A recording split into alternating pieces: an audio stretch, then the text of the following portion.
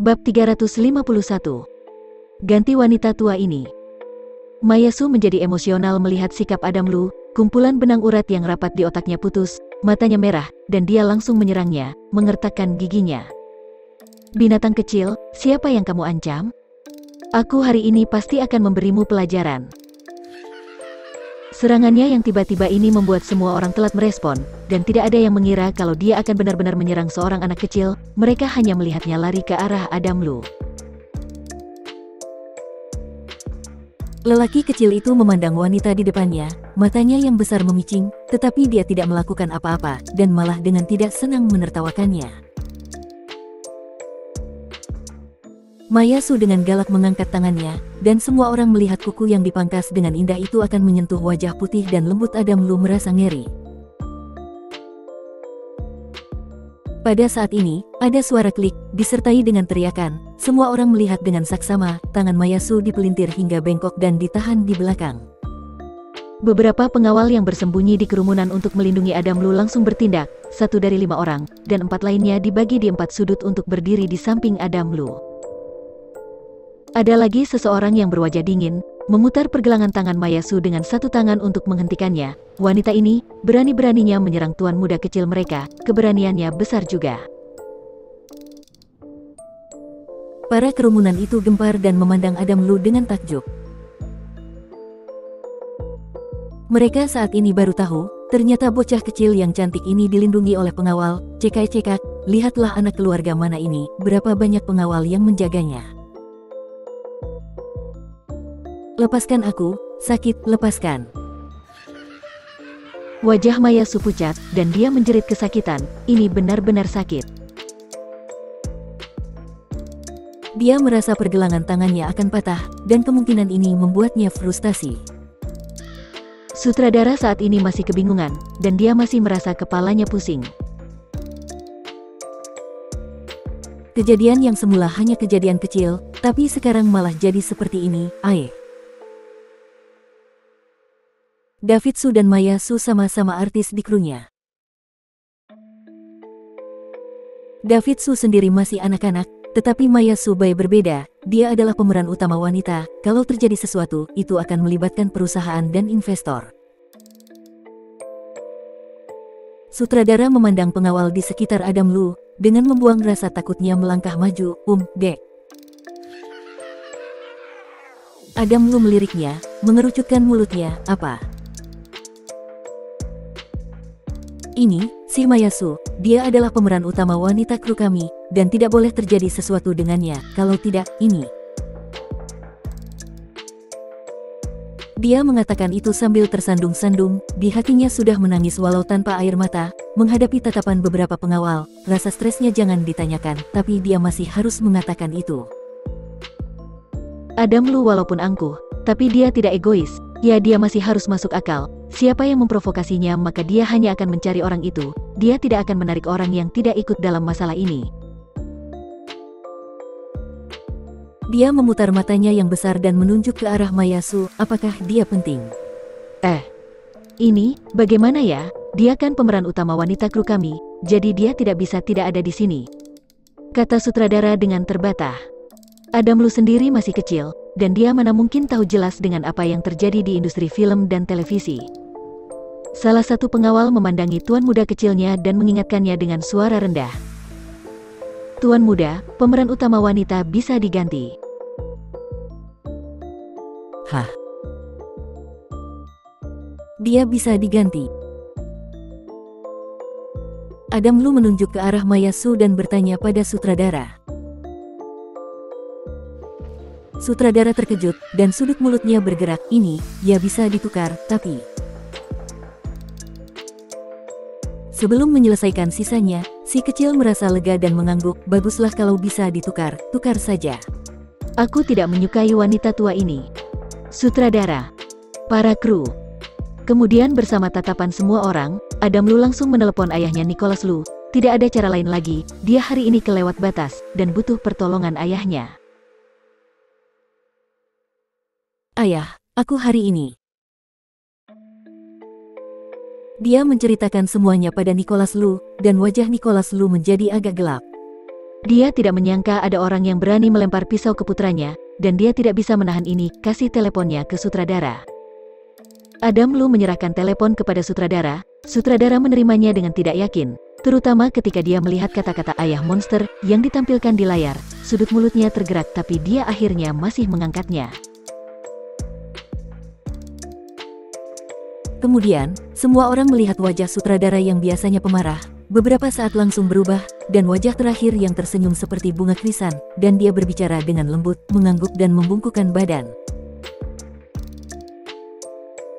Tak lama panggilan itu berakhir, dan di dalam hati sutradara itu berdebar keras, dia menyeka keringat di kepalanya.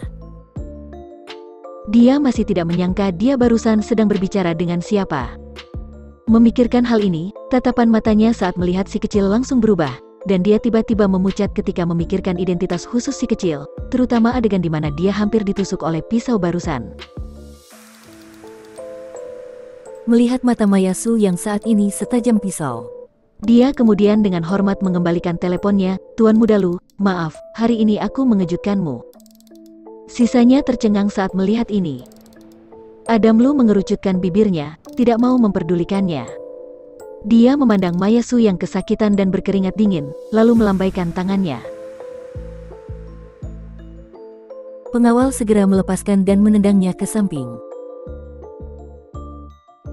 Pada saat ini, Clara Mo yang sudah menemukan putranya hilang. Mata Adam Lu berbinar, dan sosok arogannya tadi menghilang seketika, kembali ke anak tampan yang lucu dan sederhana. Bu. Dia bergegas menghampirinya sambil tersenyum. Clara Mo menghela nafas lega, dan tidak tega menyalahkannya, jadi dia langsung memeluknya. Kamu mengagetkan aku saja, aku kira kamu tersesat, lain kali kalau keluar, harus beritahu ibu dulu, mengerti? Iya, baik ibu, aku mengerti. Si kecil ini terlihat begitu patuh. Sikapnya ini membuat orang lain di dalam gudang menatapnya lurus dan tak habis pikir. Namun tak lama kemudian, Clara Mo memeluk putranya dan pergi dari sana. Putra yang berada dalam pelukannya, di matanya hampir tidak bisa memperhatikan hal-hal lain, dia sama sekali tidak menyadari apa yang telah dilakukan putranya barusan. Beberapa pengawal secara alami mengikuti mereka. Satu-satunya sutradara yang mengetahui cerita di dalam memandangi punggung Clara Mo. Tuan kecil Lu tadi meneriakinya apa? Ibu, dia tidak salah dengar kan? Tetapi, siapa yang tidak tahu meskipun Tuan Lu memiliki seorang putra, tapi istrinya telah meninggal selama bertahun-tahun yang lalu kan? Sutradara tidak mengerti sama sekali, jadi dia memilih untuk tidak memikirkannya, karena lagi pula, itu tidak ada hubungannya dengan dia. Yang perlu dia pikirkan adalah membuat film yang bagus. Saat memikirkan pembuatan film, dia memikirkan apa yang baru saja dikatakan Tuan Lu di telepon tadi. Mayasu tidak mengetahui semua ini. Dia tidak menyangka Adam Lu memiliki latar belakang yang besar. Dia hanya tahu kalau si kecil yang nakal ini tidak hanya menyakiti keponakannya, tetapi juga menyakitinya, dan dia tidak bisa menerima semua ini. Memikirkan hal ini, Mayasu Bai berdiri menahan rasa sakit dan bersiap untuk mengejarnya. Dia barusan mendengarnya kalau ibu dari anak kecil kurang ajar itu datang, dan baguslah kalau yang lebih besarnya datang, jadi dia bisa mengajarinya dengan baik. Tapi sebelum dia meninggalkan gudang, dia dihentikan oleh sutradara. Mayasu yang sangat marah, dia sangat tidak puas dengan sikap sutradara saat ini dan wajahnya memuram. Sutradara, bagus ya kamu, sekarang sebenarnya siapa yang jadi artismu? Aku yang sebagai seorang pemeran utama wanitamu, kamu masih tidak membantuku ya sudahlah ya. Tetapi kamu sekarang masih membantu bajingan itu, apa maksudmu? Bab 352. Plagiarisme.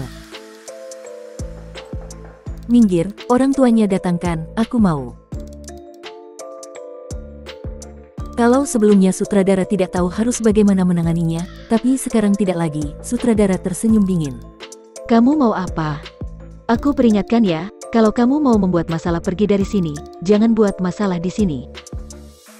Mayasu terdiam, dengan tidak percaya menatapnya, emosinya semakin naik. Baik, aku beritahu kamu ya, aku tidak mau memerankan drama ini lagi, kita lihat kamu akan bagaimana. Sutradara masih tanpa ekspresi, aku lupa memberitahumu, tidak peduli kamu bersedia atau tidak memerankan ini, karena pemeran utama wanitanya sudah bukan kamu lagi. Apa maksudmu? Dia terkejut. Ya, kamu mengertilah. Kamu dan keponakanmu nantinya tidak usah datang ke sini lagi. Untuk masalah lainnya tanyakan saja dengan bos perusahaanmu. Sutradara terlihat tidak sabar melambaikan tangannya, dia bahkan sudah malas untuk melihatnya. Walaupun nama Mayasu di entertainment sangat bagus, tapi hanya sebatas ini, karena dia sudah mengganggu tuan kecil Lu, dan mau bergelut dalam bidang ini sungguh akan begitu sulit. Hari berikutnya. Begitu Clara mau masuk ke perusahaan, dia menemukan pandangan orang lain padanya sedikit tidak benar. Tidak hanya itu, tapi banyak juga orang yang menunjuk-nunjuknya dan berbicara dengan pelan. Ternyata orang di internet itu dia. Aku benar-benar tidak tahu bagaimana orang seperti ini bisa masuk ke perusahaan Lu. Heh, apa hebatnya masuk perusahaan? Ku dengar Clara ini memiliki hubungan yang intim dengan Presdir Lu. Banyak orang di perusahaan kami yang sudah tahu dan kamu orang baru di sini pasti belum pernah mendengarnya. Wah, kalau begitu dia hebat dong. Ya, dia sangat cantik, tidak heran bos menyukainya. Cih, apa gunanya cantik? Hanya sebuah vas, tidak. Itu sekarang sudah meledak, dalam perlombaan besar itu berani-beraninya menjiplak, sungguh memalukan. Iya ya. Kali ini tidak hanya dia yang malu, dalam perlombaan itu masih ada juri luar, dan ini sangat memalukan seisi negara. Mereka tidak berbicara dengan keras, Clara Mo tidak mendengar semuanya, tetapi dia yakin mereka sedang membicarakan dirinya, dan itu bukan kata-kata yang baik. Dia hanya mendengar jelas kata perlombaan dan kata-kata sensitif seperti menjiplak. Ekspresinya tampak tidak yakin, dia mengepalkan kedua tangannya, wajahnya sangat muram, dan ada rasa panik yang tak bisa dijelaskan menyebar di hatinya. Dia segera berjalan cepat menuju departemen desain. Saat ini, semua karyawan departemen desain sedang mengelilingi dan melihat sesuatu di satu komputer. Setelah melihatnya, mereka langsung terdiam, menatapnya dengan mata tidak ramah. Clara Mo menarik nafas dalam-dalam dan melangkah ke ruang kerjanya. Menghidupkan komputer dan menyalakan komputer. Seperti sudah tidak perlu dengan khusus memeriksanya. Halaman beranda dari banyak bagian penjelajahan semuanya memiliki berita yang sama. Dia melihat nama familiar dari perlombaan di atas. Hari ini adalah hari di mana ranking keluar. Dia tahu, setelah menggabungkan kata-kata yang dia dengar tadi, dia telah menebaknya dengan samar. Mengeklik situs resmi jadwal pertandingan, berita yang menempati urutan pertama adalah surat kritik. Di balik namanya terlihat kata jiplakan yang besar dan membuat matanya seperti tertusuk. Otaknya seperti akan meledak dan kosong, menatap linglung pada teks di atasnya. Plagiat. Tidak, dia bagaimana mungkin menjiplak? Otak Clara Mo seperti berhenti berputar, dan jantungnya hampir tercekik. Dia menggigit bibirnya dengan keras. Rasa sakit yang tajam membuatnya sedikit terbangun, pergelangan tangannya sedikit gemetar, dan meremas mouse komputer dan meluncur ke berita di bawahnya. Pemeringkatan sudah keluar, tapi tidak ada dia di dalamnya. Yang diberikan padanya hanyalah artikel yang mengkritiknya karena plagiarisme, dan mengatakan kalau desain yang dia kirimkan sama persis dengan kontestan lain.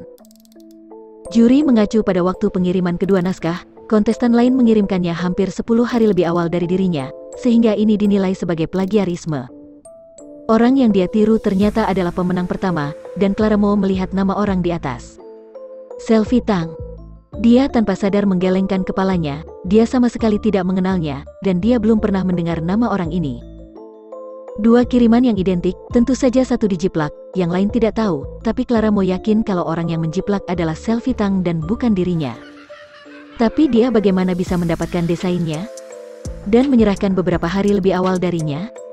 Pikiran Clara Mo berantakan, seolah-olah ada sesuatu yang melintas, tetapi sebelum dia bisa menangkapnya, pikirannya dihentikan oleh komentar di bawah.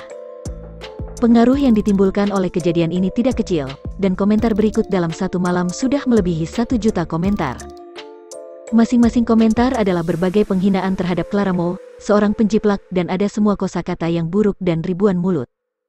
Clara Mo bagaimana bisa melawannya? Ada kabut di bawah matanya, dan seluruh hatinya terasa tegang, ada rasa pahit yang tak tertahankan. Mengapa? Mengapa menjadi seperti ini? Dengan sekejap, air mata mengalir, dan Clara Mo tahu ledakan dari insiden ini, dan mimpinya tentang desain. Pada saat ini, semuanya berubah menjadi gelembung. Pada saat ini, teleponnya berdering. Dia tidak melihat layarnya lagi, langsung mengangkatnya tapi tidak mengatakan apapun. Clara. Suara yang begitu familiar terdengar dari balik telepon. Dia membuka mulutnya, ingin mengatakan sesuatu, tapi kerongkongannya seperti terkunci, dan tak bisa mengatakan apapun. Dia tidak pernah merasakan perasaan terbuli seperti ini, dan air matanya mengalir begitu deras. Nicholas Lu walaupun tidak mendengar suaranya, tapi dari hembusan nafasnya dia bisa merasakan kalau dia sedang menangis, dan hatinya seperti tercekik. Kamu sedang menangis? Clara mau menarik nafas dalam-dalam, tidak. Suara yang begitu serak tidak bisa menutupi semuanya.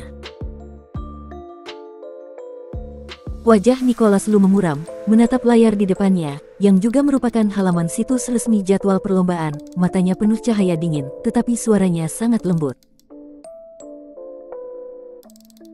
Clara, aku sudah meminta supir untuk menjemputmu. Mobilnya sudah diparkir di bawah di perusahaan. Kamu kemarilah, anak kita juga menunggumu di rumah.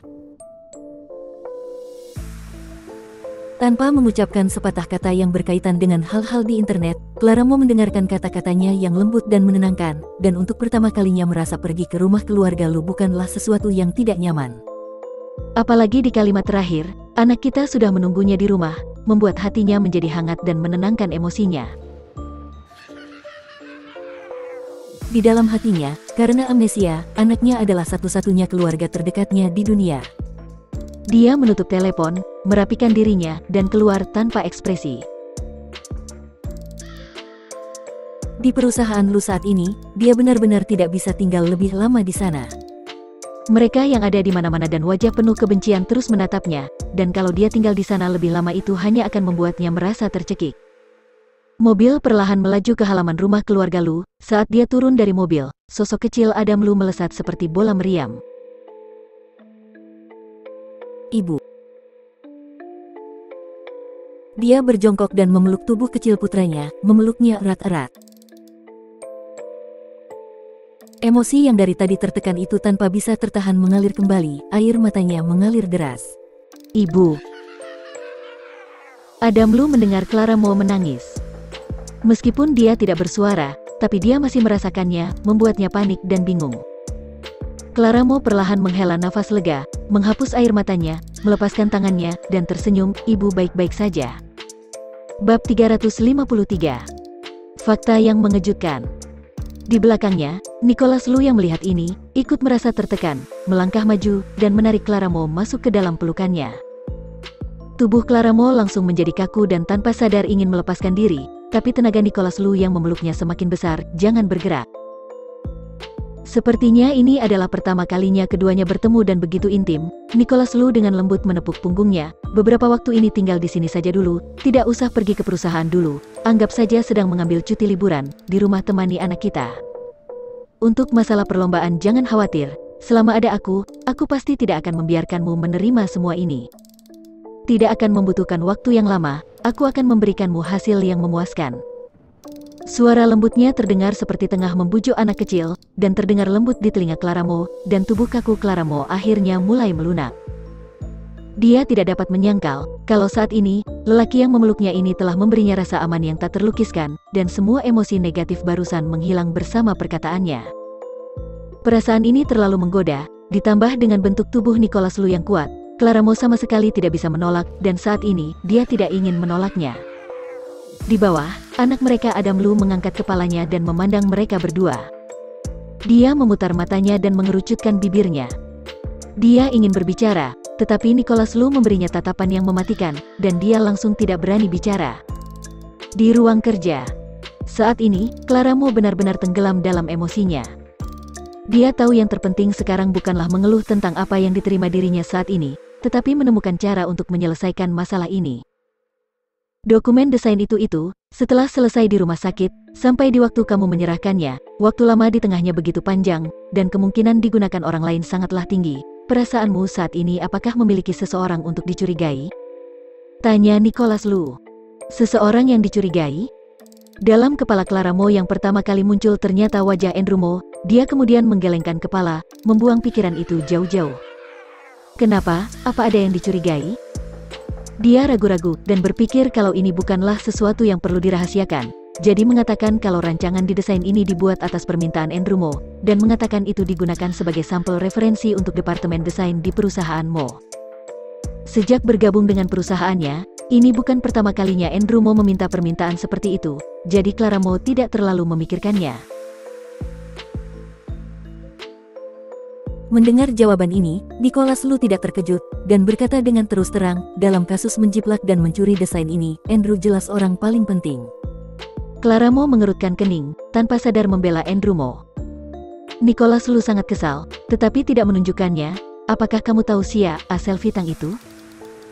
Dia merapatkan bibirnya, menggelengkan kepalanya, wajahnya sangat muram. Dia tentu tidak menyukai wanita yang meniru desainnya dan menjebaknya seperti ini. Selfie Tang juga seorang desainer. Ini materi yang terkait dari beberapa karyanya, kamu lihat sendiri saja nanti bisa mengerti. Nicholas Lu menyerahkan sebuah dokumen. Ini adalah beberapa dokumen yang telah dia selidiki jauh hari. Clara Mo mengambil alih dan melihatnya dengan teliti. Ketika melihat beberapa karyanya, terutama karya yang berhasil memenangkan penghargaan, wajahnya langsung berubah. Tidak, gambar desain ini. Dan yang ini. Dia tercengang dan terdiam memandangi beberapa karya yang berhasil meraih penghargaan. Menurut informasi di sini, dia telah meraih 3 penghargaan. Tetapi yang paling penting adalah ketiga karya yang berhasil meraih penghargaan ini adalah karya desainnya. Ya benar, semuanya, tiga-tiganya tidak ada yang terkecuali. Dengan fakta mengerikan di depan matanya, dia untuk sementara waktu tidak bisa mengatakan apapun. Nicholas Lu juga tidak menyangka kalau Selfie Tang ini seorang plagiat. Dia mencuri karya Clara Mo berkali-kali dan menganggapnya sebagai miliknya sendiri dan berjalan menuju ketenaran, benar-benar wanita terkutuk. Tentu saja, tidak hanya dia, baik itu Andrew Mo jangan harap bisa lepas dari ini. Clara Mo tidak begitu pintar, tapi dia juga bukan orang bodoh. Setiap rancangannya adalah usaha yang menghabiskan keringatnya, dan dia mengingat semuanya dengan sangat jelas. Ketiga karya peraih penghargaan ini, tidak, ditambah yang kali ini, totalnya 4, memiliki ciri yang sama, yaitu semuanya adalah sampel desain yang diminta Andrew Mo darinya, dengan alasan yang sama. Pada saat ini, dia merasa bodoh dan tidak bisa tidak mencurigai Andrew Mo. Wajah Clara Mo tiba-tiba berubah, kalau itu benar-benar sama dengan yang dia pikirkan, tapi mengapa? Mengapa Andrew Mo bisa membocorkan karyanya, dan memberikan semuanya pada wanita bernama Selfie Tang ini? Seolah-olah mengerti keraguannya, Nicholas Lu mengeluarkan plastik file lain dan menyerahkannya kepadanya. Ini adalah hasil yang telah aku selidiki. Setelah melihatnya kamu mungkin baru akan memahami semuanya. Clara Mo sangat ingin mengetahui yang sebenarnya, dan membukanya tanpa ragu-ragu. Kantong file itu berisi foto-foto dan begitu tebal. Tokoh utama di setiap gambar adalah seorang lelaki dan seorang wanita, dua orang yang sama, Andrew Mo dan Selfie Tang. Ketika Clara Mo melihat foto-foto ini, seluruh tubuhnya menjadi tidak baik, dan dia membolak-baliknya satu persatu dengan jari-jarinya yang kaku. Semuanya adalah foto-foto intim dari keduanya. Ada yang merangkul, pergi berbelanja, berciuman, dan bahkan jenis foto pribadi di ranjang rumah, terlihat panas luar biasa. Dia menatap Nicholas Lu dengan tatapan kosong, ini semua. Mereka sudah bersama dari 3 tahun yang lalu. Selfie menghabiskan sebagian besar waktunya di luar negeri dan jarang kembali ke China. Setiap pergi ke luar negeri, Andrew pasti akan selalu bersamanya. Foto-foto awal mereka bertemu tidak ada, ini yang terbaru. Dengan kata lain, Andrew Mo selama ini menginjak 2 perahu. Di China dia berpasangan dengan Clara Mo, dan di luar negeri dia akan bersama Selfie Tang. Dia melihat perilaku intim keduanya di foto, tidak tahan untuk tidak memikirkan dirinya, kontrasnya sangat tajam. Perilaku Andrew Mo dan Selfie Tang ini jelas mirip seperti pasangan kekasih yang penuh kasih. Karena, selama dia bersama Andrew Mo 5 tahun, mereka jarang menghabiskan waktu bersama. Kalaupun bersama, mereka hampir seperti teman, dan paling intim hanya berpelukan dan berpegangan tangan. 5 tahun, tidak terhitung lama ataupun pendek, Clara Mo benar-benar tidak habis pikir dengan seseorang yang dipikirannya yang selalu lembut dengan lelaki yang ada di foto ini.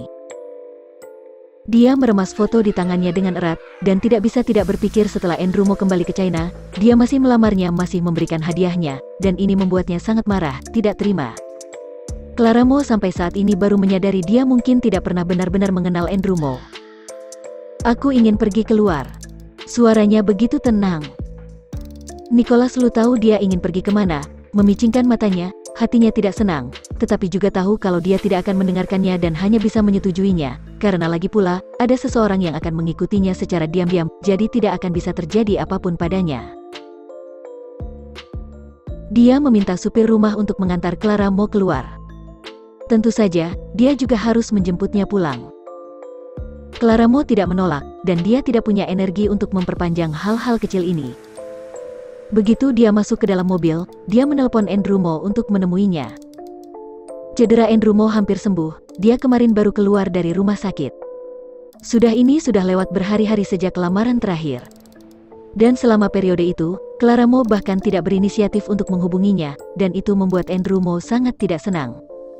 Bab 354. Penyelidikan. Andrew Mo yang tiba-tiba menerima teleponnya merasa terkejut, walaupun mimik wajahnya tidak enak, tapi suaranya tanpa sadar masih terdengar lembut, dan ini adalah kebiasaan yang sudah terpelihara selama 5 tahun. Andrew Mo karena beberapa hari ini fokus pada pemulihan, juga fokus pada kejadian yang menimpanya, jadi, mengenai berita yang ada di internet mengenai plagiarisme itu, dia masih belum tahu. Clara Mo turun dari mobil, masuk ke kafe yang sudah dijanjikan, sampai melihat Andrew Mo yang sudah sampai duluan, perasaan dalam hatinya masih marah menggebu. Tapi, Clara, sudah datang, ayo cepat duduk, kafe ini baru buka, dessertnya enak sekali, aku sudah memesan beberapa untukmu, kamu coba cicipin enak atau tidak. Andrew Mo mengira Clara Mo kali ini berinisiatif mengajaknya bertemu dulu karena ingin memberinya jawaban atas lamaran yang dilakukannya 10 hari yang lalu. Dalam tindakan ini berhasil atau gagalnya, dia bagaimana mungkin tidak lembut dan perhatian, matanya yang menatap Clara Mo begitu lembut hingga bisa meneteskan air, orang yang tidak tahu, mungkin bisa mengiranya begitu mencintainya. Clara Mo melihat gayanya, melihat ekspresi familiarnya selama 5 tahun, ekspresinya begitu linglung, amarah di dalam hatinya entah mengapa perlahan menghilang, dan digantikan dengan rasa sulit dipercaya. Bahkan kalau dia telah berpikir terlalu banyak, tapi apa yang dia lihat dengan matanya sendiri masih membuatnya terkejut. Lelaki ini bagaimana bisa menipunya selama bertahun-tahun, dan bahkan mengambil hasil jerih payahnya untuk menyenangkan wanita lain lagi, dan merusak reputasinya, tapi masih bisa dengan ekspresi seperti ini menghadapi dirinya? Apakah karena sebelumnya matanya buta untuk melihat ini, atau apakah kemampuan akting Andrew Mo terlalu bagus? Tidak sama sekali. Di luar itu, yang terpenting adalah alasannya sendiri. Karena dia terluka dan amnesia, karena dia telah diselamatkan oleh keluarga Mo dan diberi nama oleh keluarga Mo, kebaikan semacam ini dengan erat membungkus pikiran di lubuk hatinya yang terdalam, tanpa memberikan celah sedikitpun. Clara Mo menarik nafas dalam-dalam, menekan semua pikiran di hatinya, duduk di hadapan Andrew Mo dan menatapnya dengan tatapan kosong. Clara, kenapa? Andrew Mo tentu tidak tahu apa yang dia pikirkan di dalam hatinya. Apakah aku sudah membuatmu takut dengan lamaran tiba-tiba terakhir kali? Maaf, aku sebenarnya sudah lama memikirkan rencana ini. Lagi pula, aku sangat menyukaimu. Jangan khawatir, setelah kita menikah, kita pasti akan menjadi pasangan yang paling bahagia. Saat mengatakan itu, matanya menatapnya dengan penuh kasih sayang. Clara Mo. Baiklah, kalau Andrew Mo tidak menyebutkan kejadian itu, dia mungkin telah melupakannya. Dia sudah tidak ingin mendengarkan lelaki munafik ini berkata omong kosong lagi, jadi dia langsung berkata, aku sedang dalam masalah. Andrew Mo terdiam, sedikit lambat merespon. Clara Mo melihatnya, dan dengan pelan-pelan mengulanginya lagi, aku bilang, aku sedang dalam masalah, masalah yang sangat besar. Dia tersadar, dan tersenyum tipis menjawab, aku kira ada apa, Clara, kamu itu istri masa depanku, dan wanita utama keluarga Mo, tenang saja. Apa yang kamu sebut masalah itu tidak akan jadi masalah. Andrew Mo sama sekali tidak memasukkan masalah yang dia katakan ke dalam hati. Ini sepenuhnya didasarkan pada pemahamannya tentang Clara Mo, wanita ini, meski dia mencoba menimbulkan masalah, tapi dia tidak akan menimbulkan masalah yang besar. Terlebih lagi, dia bukanlah orang yang suka menimbulkan masalah. Clara Mo mengangguk, dan berkata dengan enteng, karena kamu bilang begitu aku jadi lebih tenang. Aku beberapa waktu yang lalu telah berpartisipasi dalam perlombaan desain dan peringkatnya sudah keluar. Aku tidak terpilih, tetapi dituduh telah melakukan plagiarisme. Aku tidak tahu apa yang harus kulakukan, apakah kamu bisa membantuku? Apa? Bisa-bisanya ada hal seperti itu? Jangan khawatir Clara, masalah ini serahkan padaku, aku pasti akan membantumu. Andrew Mo berkata dengan semangat tanpa ragu-ragu. Dia masih tanpa ekspresi, dan mengeluarkan sebuah dokumen dari tasnya. Kalau begitu aku bisa lebih tenang, ini adalah informasi terkait dengan masalah ini, dan ada pelakunya yang menjiplak karyaku, coba lihat apakah itu berguna untukmu. Isi pertama dari dokumen tersebut adalah informasi tentang selfie Tang yang sengaja diletakkan di sana oleh Clara Mo. Andrew Mo tidak menyangka kalau dia bahkan telah mempersiapkan barang-barangnya. Sekarang kalau dia tidak mau melihat rasanya kurang etis, jadi dia mengambilnya dan membukanya dengan tidak peduli. Menurutnya, lingkaran desain sangat besar, kalau perlombaan yang Clara Mo itu kompetisi kecil, mudah baginya untuk turun tangan. Dia awalnya hanya asal-asalan untuk melirik isi dokumennya, tetapi ketika dia membukanya, isi dokumen di pandangan pertama hampir membuatnya kehilangan akal. Selfie Tang. Nama ini muncul di matanya dan hampir membuatnya terkejut setengah mati. Reaksi pertama bukanlah terus melihat ke bawah, tetapi tiba-tiba menatap Clara Mo, wajahnya begitu tidak yakin. Clara Mo menunduk, mengaduk kopi perlahan, mengambilnya dan menyesapnya, tidak ada reaksi aneh darinya. Selfie Tang adalah kekasih gelapnya. Andrew Mo tidak pernah membayangkan di suatu hari nanti dia akan membicarakan ini dengan Clara Mo, karena dia sendiri sebenarnya tidak benar-benar menganggap Clara Mo. Tapi sekarang berbeda, dia dan Clara Mo belum menikah, dan ketika semuanya masih belum diputuskan, kemunculan Selfie Tang tentu bukan sesuatu yang baik. Dia memandang Clara Mo dengan seksama, menarik nafas dalam-dalam, melihat dokumen itu dengan cepat, dan kali ini dia baru akhirnya menganggapnya serius. Ketika Andrew Mo melihat ke belakang, semakin dia melihat, semakin dia terkejut. Dia akhirnya teringat terakhir kali dia ke luar negeri, Selfie Tang karena ingin mengikuti lomba desain dan memintanya untuk mengelabui Clara Mo agar mendesain clothing draft sebagai desain draft. Tentu saja ini digunakan untuk nama Selfie Tang. Andrew Mo sudah melupakan kejadian ini, dan dia tidak menyangka akan terjadi sesuatu. Lagi pula, ini bukan yang pertama kalinya. Dia tidak menyangka, Clara Mo juga mengumpul desain ini ke dalam perlombaan ini. Kenapa tidak memberitahuku kalau kamu juga ikut berpartisipasi dalam perlombaan ini?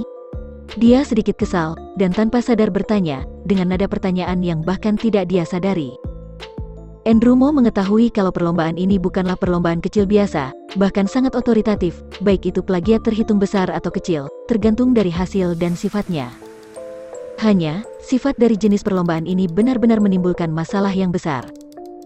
Dia mengerutkan kening, sepenuhnya berpikir kalau ini adalah kesalahan Clara Mo. Kalau dia tidak menyerahkan desainnya secara diam-diam, mana mungkin bisa ada hal seperti itu. Dan juga desain itu awalnya sudah diberikan padanya, kenapa dia masih menyerahkan itu bukannya pergi buat yang baru? Clara Mo mengatupkan bibirnya dan sekali lagi menyadari wajah asli Andrew Mo, sepertinya dia sudah lagi dan lagi menyegarkan kesan atau wajah aslinya. Dia atas dasar apa mempertanyakan dirinya? Kalau mendengar maksudnya, jadi dia salah karena sudah mengikuti perlombaan ini? Kenapa? Memangnya aku tidak boleh mengikuti perlombaan ini? Andrew Mo terdiam dengan kedua alis yang tertaut. Clara Mo seperti tidak melihatnya, terus berkata, Andrew, si Selfie ini kamu kenal dia? Bagaimana mungkin kenal, tidak kenal lah. Andrew Mo langsung menyangkal. Oh begitu, aku kira dia desainer perusahaan Mo atau karyawan di sana kan, karena lagi pula karya desainku yang ini hanya kuberikan padamu, kalau kamu tidak mengenalnya, aku sungguh tidak tahu dia dari mana mendapatkan desain draftku.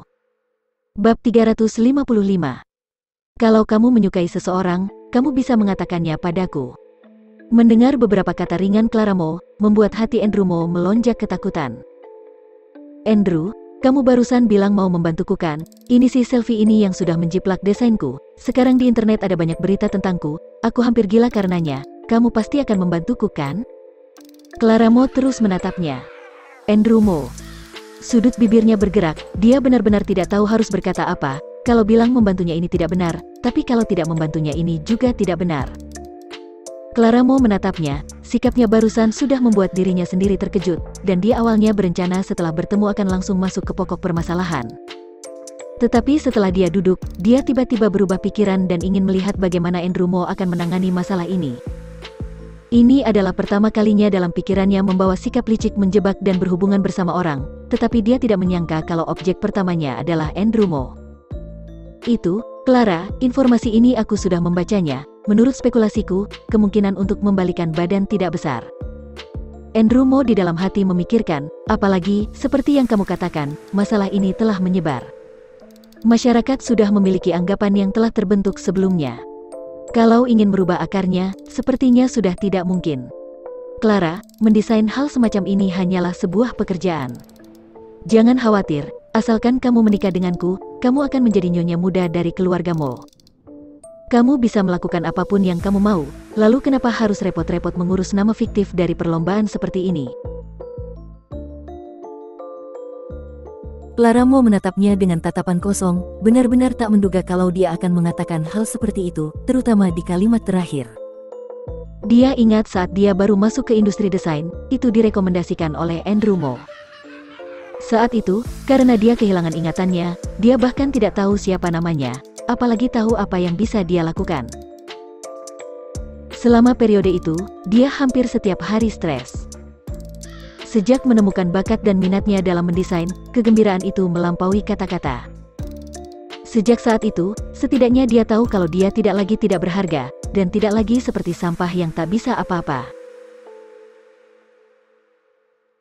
Keluargamu sudah menyelamatkannya, dia akhirnya bisa membalas mereka dengan kemampuannya. Hal ini, dia tidak menceritakannya pada siapapun, tapi saat dia pernah mengatakan mimpi desainnya pada Andrew Mo, dulu apa yang dikatakan olehnya?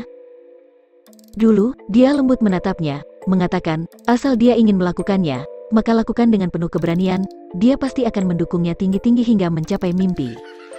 Tapi sekarang, dia bisa-bisanya bilang padanya untuk tidak memperdulikan nama, dan mengatakan kalau desain itu hanya pekerjaan, masih lebih baik untuk menikah dan setiap hari bisa berada di rumah menjadi seorang nyonya muda.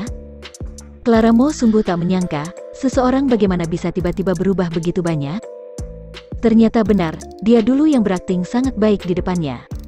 Dia di dalam hatinya menghela nafas dalam-dalam dan tiba-tiba tidak ingin terus sia-sia bersamanya, karena itu tidak ada artinya. Andrew, kita sudah saling kenal selama 5 tahun, itu bukanlah waktu lama tapi juga tidak singkat, dulu kamu yang menyelamatkanku, aku sangat berterima kasih, aku sendiri tidak ingin memanfaatkan ini untuk bergantung pada keluargamu dan mengandalkan ide-idemu. Kalau kamu memiliki seseorang yang kamu sukai, kamu bisa memberitahuku. Ya, yang paling Clara Mo tidak mengerti adalah cara Andrew Mo menginjak 2 perahu. Menurutnya, dia tidak punya hak untuk mengontrol siapa yang ingin disukai Andrew Mo. Dilihat dari foto-foto yang diberikan oleh Nicholas Lu, dia yakin Andrew Mo menyukai selfie Tang ini. Jadi dalam hal ini, dia berharap dia bisa berbicara dengan jujur. Padahal dia jelas menyukai wanita lain, tetapi masih membujuknya membohonginya, memperlakukannya dengan lembut dan perhatian, dan bahkan melamarnya. Clara Mo tidak tahu apa yang dilakukan Andrew Mo sebenarnya. Ya, dia bagaimana mungkin tahu kalau Andrew Mo hanya ingin melaluinya untuk bisa mendapatkan keuntungan dari Fernando Mo. Andrew Mo masih memikirkan bagaimana cara membuat Clara Mo melepaskan reputasi perlombaan itu, tapi kata-katanya ini mendadak membuatnya linglung. Apa? Clara, apa yang kamu bicarakan ini? Aku kenapa tidak mengerti, selain kamu siapa lagi yang bisa aku sukai? Kata Andrew Mo dengan marah. Clara Mo memandangnya dan menghela nafas lembut dan berkata, menyukaiku? Kalau kamu benar-benar menyukaiku, kamu tidak akan memberikan desain draftku kepada Selfie dan membiarkannya menggunakan itu untuk mengikuti perlombaan. Dia mengucapkan kata-kata ini dengan sangat ringan, tetapi yang didengar telinga Andrew Mo hampir sekeras gempa bumi, dan kepalanya hampir meledak. Clara, kamu tahu tidak apa yang kamu katakan? Aku bagaimana mungkin?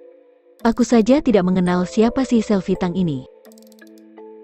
Tidak peduli seberapa banyak perkataannya, tatapan matanya menghindar, dan baru sekali ini terbatah-batah di hadapannya. Clara, apakah ada orang yang mengatakan sesuatu padamu?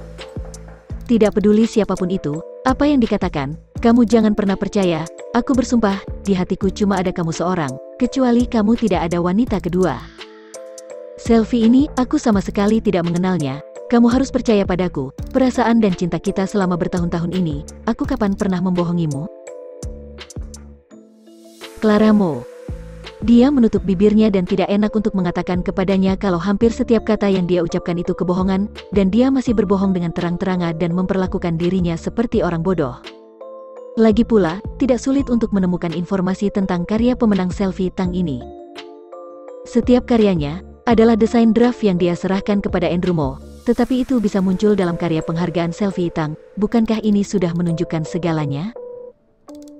Bahkan tanpa informasi yang ditemukan Nicholas Lu untuk dirinya, melalui karya-karya ini, walaupun dia bodoh tetap akan tahu, tetapi Andrew Mo di sini masih terus membodohinya, menganggapnya seperti orang bodoh. Dia tidak tahu apakah dia harus marah, tapi sepertinya sudah tidak diperlukan lagi. Andrew, aku tahu kamu dan Selfie telah saling kenal selama beberapa tahun. Kalau kamu menyukainya aku tidak keberatan, tapi yang aku pedulikan adalah kamu mengambil desain yang paling aku hargai, dan hasil kerja kerasku ini menyerahkannya padanya dan membantunya memenangkan penghargaan dan mendapatkan kehormatan. Dia berbicara kemudian berdiri, aku harap kamu bisa menghubungi Nona Tang, tolong sampaikan perkataanku untuknya. Kalau dia bersedia menjelaskan kebenaran ini secara langsung, aku tidak akan memperpanjang masalah ini lagi. Tapi kalau dia tidak mau, maka aku hanya bisa menggunakan caraku sendiri. Sambil mengatakan itu meletakkan plastik file di tasnya ke depannya, dan pergi tanpa melihat ke belakang. Andrew Mo benar-benar terpaku dengan apa yang dia katakan, dia bahkan tidak berpikir untuk menahannya, hanya melihatnya pergi dengan kedua mata yang membesar. Untuk waktu yang lama, matanya terfokus pada plastik file di depannya. Dengan perasaan tidak enak di hatinya, dia mengeluarkan isi dari plastik itu dan melihatnya, wajahnya tiba-tiba membiru. Andrew Mo meremas foto di tangannya, ujung jarinya memutih. Sebelum membukanya, dia memikirkan tentang apa yang akan ada di dalamnya, tetapi dia tidak menyangka itu adalah foto-foto ini sungguh pukulan combo untuknya. Dia duduk di posisinya, wajahnya biru, ekspresinya wajahnya memuram, perlombaan dan tentang masalah plagiarisme pecah, kata-kata yang diucapkan Clara Mo kepadanya, dan foto-foto di tangannya, membuatnya terkejut dan tak ada persiapan sama sekali. Bab 356. Klarifikasi. Dengan kata lain, dia telah membohongi Clara Mo selama bertahun-tahun, tetapi pada saat yang paling penting, dia malah hancur seperti ini, dan ini membuatnya sangat marah dan ingin membunuh orang. Dengan emosi negatif tersebut, Andrew Mo tak segan-segan meletakkan kebencian di tubuh Clara Mo. Karena foto di tangannya, dia mengira itu adalah hasil penyelidikan yang Clara Mo ambil secara pribadi. Dia tidak menyangka wanita itu akan melakukan hal seperti itu, berani mencari orang untuk menyelidiki dan mengikutinya, sungguh menyebalkan.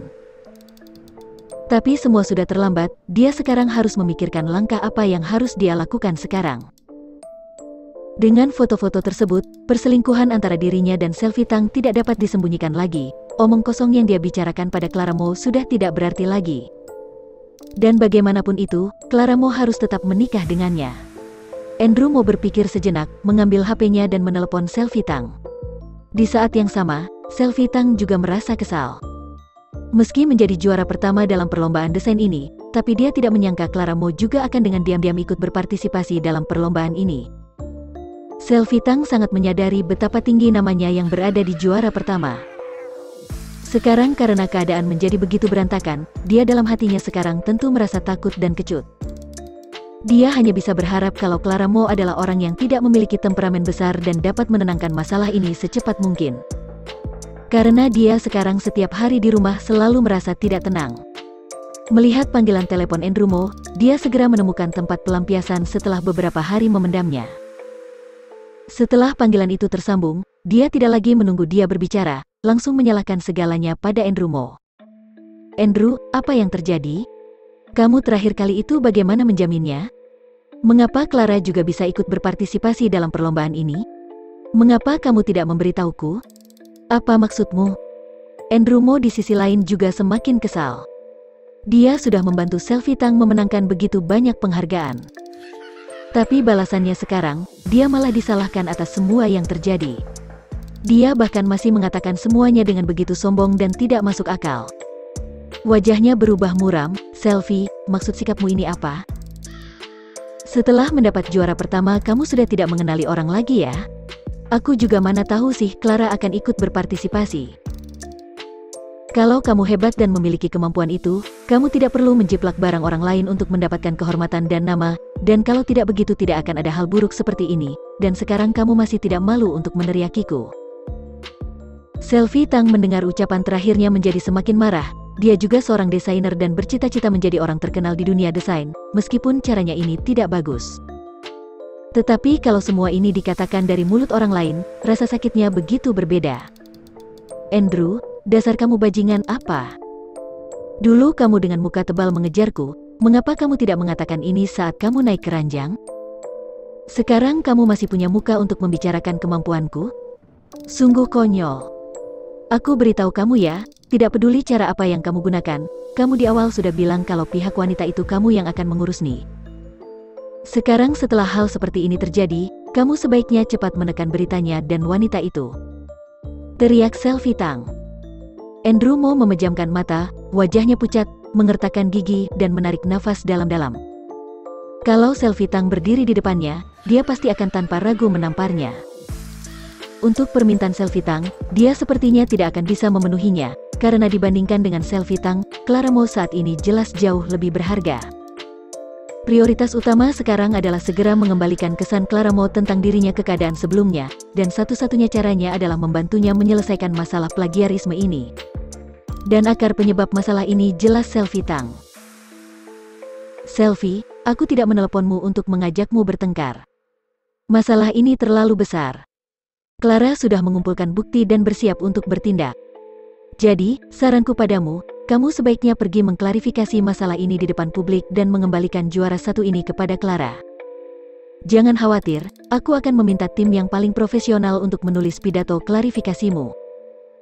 Aku pasti akan meminimalisirkan dampak dari klarifikasi ini. Selfie Tang mendengarkan kata-katanya terdiam terpaku, dan emosinya terus meningkat. Tunggu, maksudmu ini, ingin aku mengklarifikasinya? Memberitahu semua orang, kalau kenyataannya, orang yang menjiplak adalah aku. Clara Mo, wanita itu adalah korban, begitu maksudmu? Iya. Begitu suara di sana terdengar, Selfie Tang langsung berteriak, iya kepalamu, Andrew, kamu gila ya? Aku atas dasar apa membuat klarifikasi ini? Kamu tahu, sekarang yang jadi juaranya itu aku, dan dia Clara Mo adalah plagiat. Bahkan juri sudah memberikan surat kritik dan mempostingnya di situs resmi. Semua komentar ditujukan padaku. Dalam hal ini, kamu menyuruhku untuk mengambil inisiatif memberikan klarifikasi? Pergi saja kamu jauh-jauh dariku. Selfie Tang berteriak dengan emosi yang sudah diubun-ubun, memikirkan sesuatu dan segera berkata, ya, aku peringatkan padamu ya Andre, aku tidak tahu apa yang salah denganmu mengapa tiba-tiba mau membantu Clara wanita itu. Tapi kamu sebaiknya ingat dengan jelas, masalah ini selain aku, kamu juga ikut campur ke dalamnya, kamu jangan coba berpikir untuk melimpahkan semuanya padaku, satu-satunya yang harus kamu lakukan dan pikirkan adalah, bagaimana cara menghentikan wanita bodoh itu untuk membuat masalah. Andrew Mo semakin berang, dia menggertakkan giginya, kamu berani mengancamku? Heh, terus mau bagaimana? Kamu dari awal kan memang satu perahu denganku, sekarang mau mundur?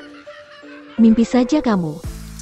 Andrew Mo mengepalkan tangannya, tersenyum sinis, Selfie, kamu sepertinya terlalu menganggap dirimu tinggi. Aku seorang tuan muda keluargamu, bisa menerima ancamanmu? Sungguh lucu. Tapi Selfie Tang yang mendengarnya seperti tidak terkejut, malah mengangkat sudut mulutnya, tertawa, Andrew, ancamanmu ini kalau diberikan pada wanita bodoh si Clara itu ya tentu berhasil, tapi di aku jangan mimpi. Di antara kita berdua siapa yang masih tidak jelas? Walaupun keluargamu besar, tapi apa ada hubungannya denganmu? Tujuanmu yang ingin menikahi wanita bodoh itu, aku tahu kok, dan ini juga omonganmu di awal padaku, hehe. Kalau kamu berani memutar kepala dan menyerangku, aku tidak takut untuk menghancurkan kita berdua. Kamu di perusahaan mau bertanggung jawab di bidang fashion, malau aku dan kamu sama-sama terkespos, aku berani jamin, pamanmu yang berkuasa itu akan menendangmu keluar dari perusahaanmu. Setelah hari itu, nama panggilanmu sebagai Tuan Muda Mo hanya sebatas nama. Emosi Selfie Tang seperti telah kembali ke semula, gaya duduknya di sofa terlihat begitu elegan, mendengar ancaman Andrew Mo itu dia sama sekali tidak peduli, dan di sudut matanya terlihat begitu tidak senang. Dan di saat ini, pintu kamar mandi di rumahnya terbuka, seorang lelaki berbadan bidang dengan handuk yang melilit di badannya keluar dari sana. Selfie Tang dengan genit menghampirinya dan menggodanya, membuat HP-nya dan langsung melompat memeluknya, kedua kakinya mengunci pinggangnya. Lelaki itu tentu mendengar amarahnya tadi, tatapan matanya terlihat penuh pertanyaan, tapi Selfie Tang tentu tidak menjawabnya, hanya tersenyum dan menempelkan bibirnya padanya. Keduanya kemudian dengan tidak sabar masuk ke dalam kamar. Andrew Mo hampir meledak menghadapi wanita ini, tapi dia tidak ada ide sedikit pun. Walaupun menyebalkan, tapi apa yang dikatakan Selfie Tang ini semuanya benar. Dia menutup teleponnya, wajahnya begitu gelap dan muram, matanya terlihat bengis, sikap lembut elegan biasanya sudah tidak terlihat sama sekali. Bab 357. Keadaan berubah. Kasus plagiarisme masih dalam proses, karena ini perlombaan kancah internasional jadi dampaknya begitu besar. Selain di tempat Clara Mo, juga ada suara-suara tidak puas dari atas perusahaan Lu. Bagaimanapun, Departemen Desain perusahaan Lu tidak peduli dimanapun itu, reputasi dan kemampuannya adalah nomor satu, tetapi sekarang, di mata semua orang, bisa dikatakan kalau setetes kotoran tikus ini telah merusak sepanci bubur. Tidak hanya itu saja, yang paling penting adalah tetesan kotoran tikus ini setelah muncul bukannya dibereskan, tapi Nicholas Lu malah berusaha keras melindungi Clara Mo. Dengan begini ini, ditambah beberapa waktu yang lalu, skandal atasan perusahaan Lu Nicholas Lu yang memiliki hubungan dengan Clara Mo, membuat kesan atasan lainnya pada Clara Mo semakin buruk. Nicholas Lu mengambil alih perusahaan Lu, dan tidak ada satupun keputusan yang diambil dengan bijaksana. Ini adalah pertama kalinya dia demi seorang wanita yang memiliki reputasi buruk mempertaruhkan perusahaan Lu. Mengenai hal ini, tidak ada orang yang menyetujuinya. Clara Mo tidak mengetahui tentang ini, dan Nicholas Lu tentu tidak akan memberitahunya. Tentu saja, dia saat ini tidak bisa menahan suara publik di luar, tetapi berbeda dengan di lahan sepertiga hektar yang dia kelola. Nicholas Lu adalah orang yang kuat, dan tindakannya atas apapun termasuk yang paling hebat, tidak peduli baik itu senior ataupun manajer, beberapa di antaranya masih jauh lemah darinya. Dengan begitu, rumor di dalam perusahaan akhirnya perlahan lenyap. Meskipun beberapa orang tidak terima, tapi mereka bisa apa? Di perusahaan Lu, kalau mereka ingin berada di sana lebih lama, maka mereka harus mengencangkan kulitnya dan menutup mulutnya setiap saat, kalau tidak mereka akan bisa disingkirkan. Di luar sana masih ada banyak orang bertalenta dan menunggu orang-orang ini untuk menggerakkan bokongnya pergi dari sana. Ruangan CEO. Apakah cabang perusahaan di negara F sudah diurus? Tanya Nicholas Lu. Jordian menganggukkan kepala, di sana semuanya sudah beres. Setelah menekan juri perlombaan, surat kritik di situs resmi telah dihapus, dan pengumuman untuk ditinjau kembali telah diperbarui, tapi apa? Nicholas Lu melirik asistennya. Jordian terbatuk ringan, juri China tidak memiliki pendapat apapun, tapi juri negara F punya banyak pendapat. Akhir-akhir ini sedang ribut, pihak kita terlalu menekan tapi tidak bisa memberikan bukti, jadi ini menjadi agak serius. Beritahu mereka kalau bukti akan segera tersedia, tetapi pengumuman peninjauan ulang tidak boleh ditarik. Juga, aku telah membaca draft yang disiapkan oleh Departemen Hubungan Masyarakat dan sudah bisa diposting. Baik. Nicholas Lu terpikir sesuatu, dan kemudian berkata, dan si Selfie itu, dia tidak mungkin lagi bisa tinggal di negara F dengan nyaman. Jordian mengerjapkan mata, dan langsung mengerti maksud bosnya, dia mengangguk dan segera melanjutkan pekerjaannya. Dengan begini, kebenaran yang semula dipikirkan semua orang berbalik dalam beberapa hari, siapapun tidak ada yang mengira kalau surat kritik di situs resmi tidak hanya menghilang tapi malah digantikan oleh pengumuman yang berbeda. Peninjauan ulang berarti apa yang disebut plagiarisme sebelumnya menjadi tidak pasti lagi? Atau, siapa yang menjiplak siapa, ada sesuatu yang baru dan menggemparkan di sini? Dengan ini, pandangan dan pendapat masyarakat umum mulai berubah. Nicholas Lu tidak hanya menentang maksud atasan tetapi juga dengan berani mengambil kredibilitas perusahaan Lu untuk bertaruh, menulis pernyataan dan mempostingnya di situs resmi perusahaan Lu. Dia benar-benar membuat yang lainnya emosi setengah mati, tapi yang lainnya tidak punya cara lain selain menerimanya. Perusahaan Lu yang merupakan perusahaan besar, mengeluarkan suara ini masih menimbulkan gegap gempita di antara banyak pihak, terutama perusahaan besar lainnya, mereka ikut memperhatikan perubahan ini. Saat insiden plagiarisme kini sudah mencapai klimaksnya, dua orang yang paling terkejut adalah Andrew Mo dan Selfie Tang. Melihat surat pernyataan yang dipost oleh perusahaan Lu, Andrew Mo teringat akan apa yang dikatakan Clara Mo di kafe waktu itu, ya dia akan menggunakan caranya sendiri untuk menyelesaikan masalah tersebut. Setelah beberapa saat, yang disebut caranya itu adalah membiarkan perusahaan Lu bertindak. Andrew Mo tersenyum sinis, sangat marah, dan sekali lagi berpikir kalau Clara Mo telah secara terang-terangan mengkhianatinya, dan ini tidak bisa dimaafkan. Dia sendiri tidak merasa kalau dia salah sedikitpun. Selfie Tang sendiri semakin gila. Dia tidak di China, meskipun dia tahu kalau Clara Mo telah ada selama beberapa tahun, tapi dia tidak pernah memandang wanita ini di matanya. Dia tidak menyangka wanita yang tidak pernah dia pandang ini bisa membuat perusahaan Lu melindunginya. Dengan adanya perlindungan dari perusahaan Lu, bahkan dari dalam hatinya sendiri ingin masuk ke perusahaan Lu, dan dia setiap tahun selalu mengikuti rekrutmen karyawan di departemen desain. Tapi sekarang, jalan yang masih dia jalani dengan giat, wanita sialan seperti Clara Mo, dalam diam malah berhasil melewati semua ini, membuatnya merasa tak lagi mengenali seisi dunia. Selfie Tang, yang tenggelam dalam pikirannya, tidak menyadari di kamarnya bertambah orang baru, dan orang itu berdiri di belakangnya. Detik berikutnya, Selfie Tang merasakan sakit di lehernya dan matanya menjadi gelap, dia jatuh pingsan. Clara Mo hampir tidak mengetahui semua gangguan dari dunia luar ini. Atas permintaan yang kuat dari Adam Lu, HP dan alat komunikasi lainnya dikunci di salah satu box kecil di kamar Adam Lu. Clara Mo setiap hari mengajak Adam Lu bermain di rumah, menemaninya mengerjakan menonton animasi, bermain game, dan mengerjakan teka-teki. Hubungan antara ibu dan anak itu meningkat tajam. Dia sama sekali tidak merasa bosan bermain dengan anaknya, sebaliknya dia merasa sangat puas. Selama beberapa hari, dia hampir melupakan kebisingan dunia luar. Hari-hari singkat ini adalah hari-hari terindah yang dia alami dalam 5 tahun terakhir. Malam harinya, setelah Clara Mo membujuk putranya untuk tidur, dia bangun dari tempat tidur dan langsung pergi ke ruang kerja Nicholas Lu. Hari-hari bahagia selalu singkat. Setelah sekian hari, dia harus mengetahui apa saja yang sudah terjadi, karena bagaimanapun juga, dia adalah pihak yang terlibat. Masuklah. Nicholas Lu tahu itu adalah Clara Mo. Bagaimana perkembangannya? Clara Mo ragu-ragu dan melanjutkan, apakah itu sangat merepotkan? Kamu mengelola perusahaan sebesar itu, setiap hari pasti sangat sibuk. Kalau memang tidak ada cara ya sudah lupakan saja. Dia merasa tidak enak. Nicholas Lu menatapnya, memicingkan mata, berdiri dan berjalan selangkah demi selangkah. Jalannya sangat lambat, tetapi memberi Clara Mo rasa penekanan yang kuat, jantungnya langsung berdebar kencang. Dia sedikit kewalahan, dan perlahan mundur, kamu, ada apa denganmu? Lengan Nicholas Lu yang panjang langsung menggendong Clara Mo ke dalam pelukannya, dan menatap wanita kecil dalam pelukannya. Masalah ini benar-benar merepotkan.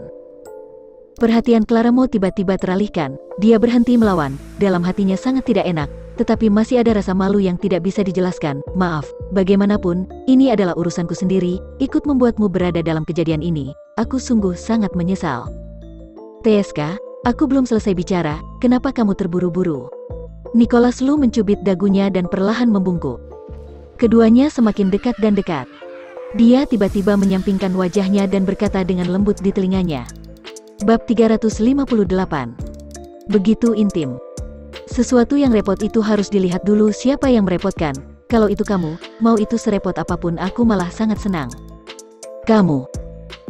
Clara Mo dalam hatinya begitu panik, wajahnya memerah, dan jantung seperti mau copot, berdetak begitu kencang tidak terkontrol, jarak keduanya begitu dekat, dan dia takut jantungnya yang berdebar itu diketahui Nicholas Lu, jadi langsung berusaha melepaskan diri lagi. Kamu, lepaskan aku dulu. Nicholas Lu tidak hanya tidak melepaskannya, tapi malah memeluknya semakin erat, dan kebetulan keduanya karena Clara Mo yang selalu mundur kini telah berada di pinggir kasur, Nicholas Lu menyeringai, dan langsung membuang tubuhnya ke kasur besar yang empuk. Tenaganya yang kuat, langsung menimpa tubuh Clara Mo, dan dengan begitu kedekatan di antara mereka begitu dekat hingga tak ada celah lagi. Seluruh tubuh Clara Mo mengeras, wajahnya sudah merah padam, dan sekali dilihat sudah tahu kalau keadaannya sudah tidak normal, dan Nicholas Lu yang melihatnya merasa begitu puas. Baguslah kalau dia ada respon, kalau dia tidak merespon dia mungkin akan menangis. Dia memeluknya, dahinya menyentuh dahinya, postur mereka begitu intim. Tenang saja, perkembangan masalah itu sangat stabil, bukti sudah ada. Setelah memancing perhatian semua orang akan perubahan ini, sampai waktu itu tiba, masalah itu akan terselesaikan. Setiap kata yang dia ucapkan terngiang-ngiang di pikiran Clara Mo, tapi dia tak bisa meresponnya, pikirannya abu-abu, wajah Nicholas Lu dengannya begitu dekat. Bahkan saat dia mengucapkan kata, tidak tahu sengaja atau tidak, bibirnya sudah menyentuh sudut bibirnya, ini sungguh begitu gila dan ekstrim dan bisa membuatnya jatuh pingsan. Di hidungnya saat ini semuanya bau harum Nicholas Lu, membuatnya dirinya terlena dan terus menahan nafas sampai hampir kehabisan nafas. Kamu, coba berdiri dulu, aku. Nicholas Lu di saat dia mengucapkan kata, tanpa kesulitan langsung mengunci bibirnya dengan ciuman.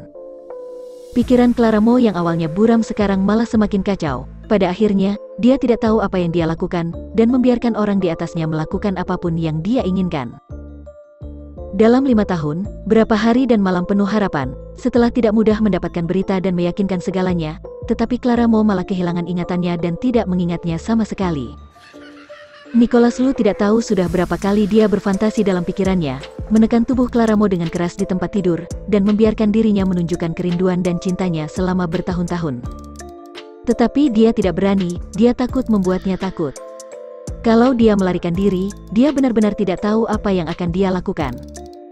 Oleh karena itu, dia hanya bisa menekan hasratnya yang hampir meledak dan mendekatinya sedikit demi sedikit.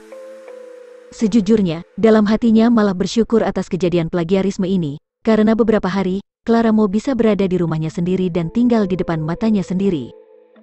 Setiap pulang dia bisa melihatnya, mendengar suaranya, dan melihat senyumnya. Ini memberinya ilusi kalau keduanya telah menjadi suami dan istri yang sudah lama bersama.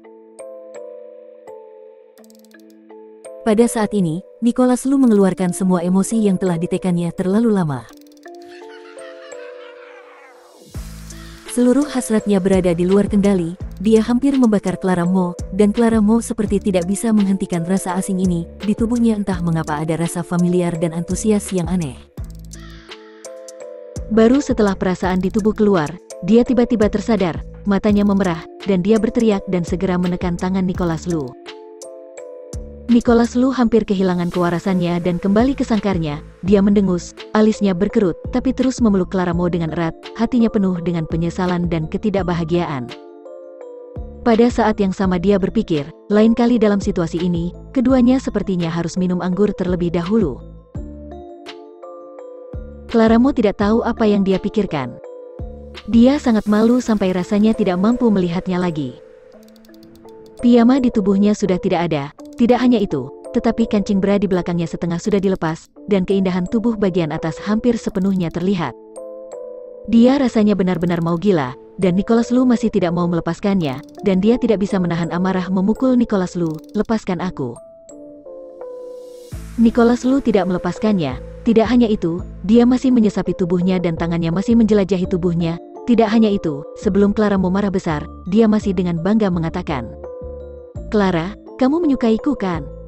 Benar, ini adalah kalimat pernyataan bukan pertanyaan. Kalimat itu seketika melepaskan amarah yang menumpuk di hati Clara Mo. Dia langsung membeku, setelah sadar dia langsung menyangkalnya dengan suara keras. "Omong kosong, siapa yang menyukaimu, padahal jelas-jelas kamu. Lepaskan aku." Dia kali ini mati-matian berjuang melepaskan diri. Nicholas Lu tahu kalau dia malam ini tidak bisa meneruskannya, dan membuat orang marah besar adalah sesuatu yang tidak baik, jadi dia dengan enggan melepaskannya, dan Clara Mo dengan cepat mengenakan piyama di sampingnya. Dia sebelumnya tidak pernah mengenakan pakaian secepat itu. Tapi saat ini dia seperti hanya menghabiskan 1 atau 2 detik dalam memakai pakaiannya. Nafasnya masih terengah dan segera berlari keluar pintu. Di belakangnya, Nicholas Lu masih mengatakan apa yang baru saja dia katakan dengan suara keras, membuatnya hampir terhuyung dan jatuh. Clara Mo kembali ke kamar Adam Lu, pikirannya masih kacau, dan detak jantungnya masih berdetak begitu kencang. Bahkan meski dia sudah mati-matian mengatakan pada dirinya untuk tidak memikirkannya, kata-kata Nicholas Lu, "Clara Mo, kamu menyukaiku," barusan masih terus bergema tak terkendali dan beruang kali di telinganya, tidak pernah berhenti. Dia memejamkan mata, mencengkeram kepalanya dan menggelengkan kepalanya dengan kuat. Akibatnya, kepalanya pusing, dan suara di telinganya masih ada. Clara Mo benar-benar tidak tahu harus bagaimana, dan ini membuatnya melupakan masalah plagiarismenya. Clara Mo memegang dadanya dan tidak bisa berhenti berpikir, dia mungkinkah benar-benar menyukainya? Tidak, memikirkan kalimat terakhir Nicholas Lu tadi, hatinya awalnya memang tertuju pada Nicholas Lu, tapi karena amnesia jadi hatinya tak terbangun. Merasakan detak jantung yang tidak teratur, dia tidak bisa menahan wajahnya yang panas saat memikirkan sikapnya tadi, dan kebingungan melintas di matanya. Benarkah seperti itu? Clara Mo di sini sedang bingung dengan masalah hati, dan di sudut tempat daur ulang sampah domestik, seorang wanita dengan piyama seksi pingsan di samping dinding, sandal di kakinya masih mengenakan sandal hotel. Tak lama kemudian wanita itu mengerutkan kening, kelopak matanya berdenyut-denyut, ya benar, wanita ini adalah Selvi Tang. Berdasarkan instruksi Nicholas Lu, Jordian secara langsung meminta bawahan di negara F untuk membawa Selvi Tang dari negara F kembali ke China, dan di tubuhnya saat ini tidak memiliki apa-apa, juga tidak ada kartu identitas apapun. Dengan begini, setelah dia bangun dan ingin kembali, itu akan sangat mustahil dan tak bisa dilakukan secepat mungkin.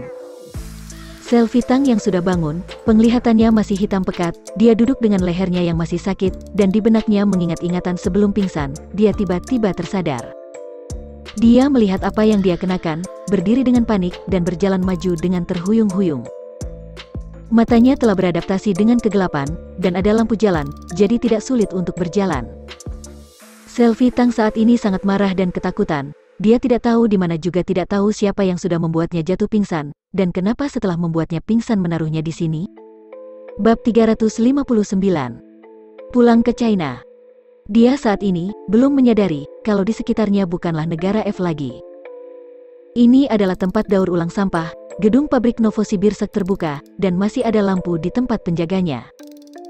Selvi Tang melihat masih ada orang, dalam hatinya merasa tenang, dan langsung berlari ke depan sambil teriak, "Halo, hai." Dia masih belum melihat orang di depannya dengan jelas, jadi dia mengajukan serangkaian pertanyaan dengan menggunakan bahasa negara F.